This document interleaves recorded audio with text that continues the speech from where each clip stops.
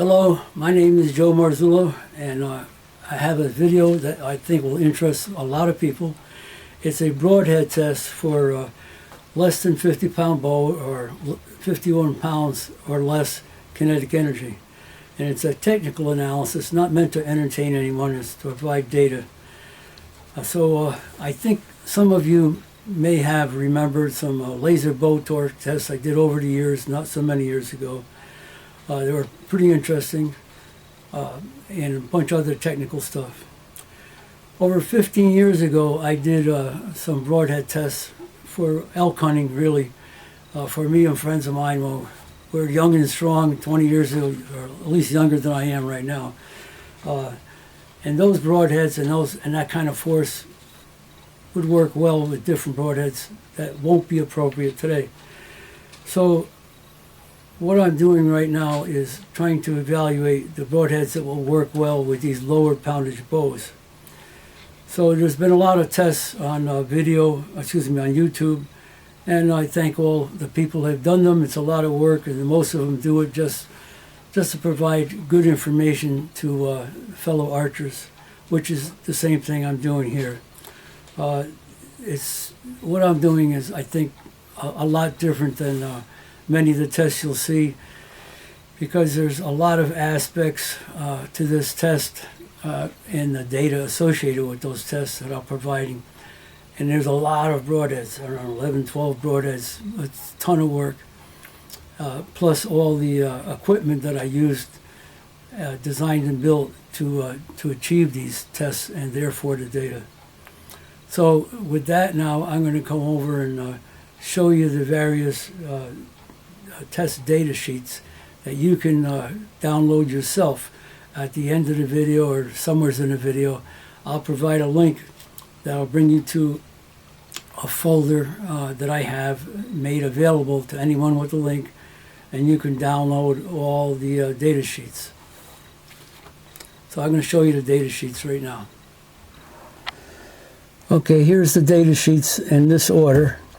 You'll see on the top it says sort by static penetration force, and then another data sheet will be sort by dynamic penetration force, sort by blade sharpness, and then a durability test, which is a test where we shoot a broadhead into a simulated leg bone of a deer.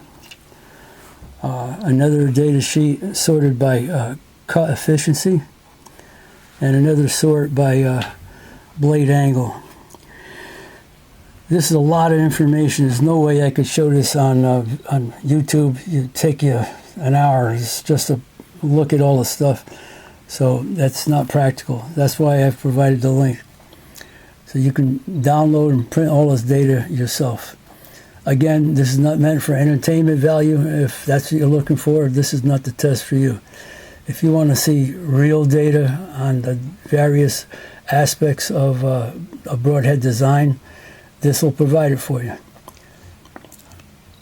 See the broadheads that we're testing, and like I said, the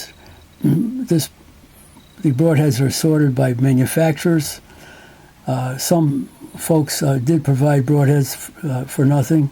That was G5, Wasp, and Quad. I appreciate that and thank them.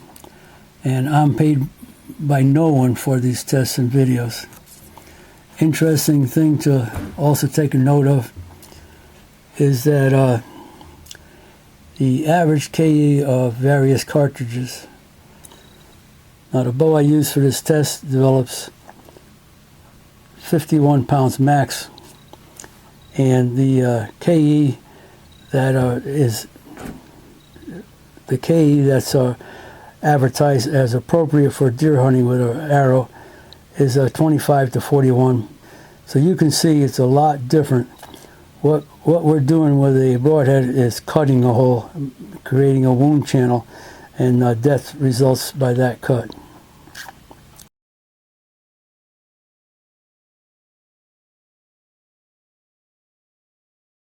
Next test is going to establish the sharpness of a blade. Now, in order to do that, you have to have some reference to what is sharp. So my point of view was the best thing would be an X-Acto blade, because everyone can get their hands on one, and then do the same test themselves if you wish. I have an adapter right here that I made that has the thread, see it, very taut in there, so it's not going to move. And I used carpet thread, because carpet thread is very consistent. That industry, thread industry, makes a very consistent product. So here's my gauge. I'm going to zero it, and we're going to move it forward, and we're going to record what it takes to actually part that. Here it goes, getting close. There it goes. What do we have? About 2.3 ounces. Pretty darn sharp. But at any rate, that is going to be the reference. That's the baseline against which all other sharpness will be measured from one broadhead to the next.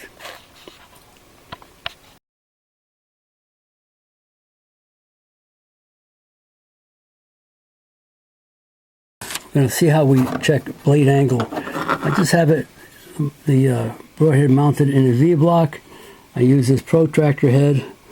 Try and do this one-handed. I don't know how it's going to work out, but let's see. Not bad. All right, so we align that with a blade. Say, okay, that's the angle of that blade, and it happens to be 30 degrees on this one. It's important, as you'll see when you look at the various test data and see how they perform and what blade angle contributes to that either successful performance or unsuccessful performance. Okay.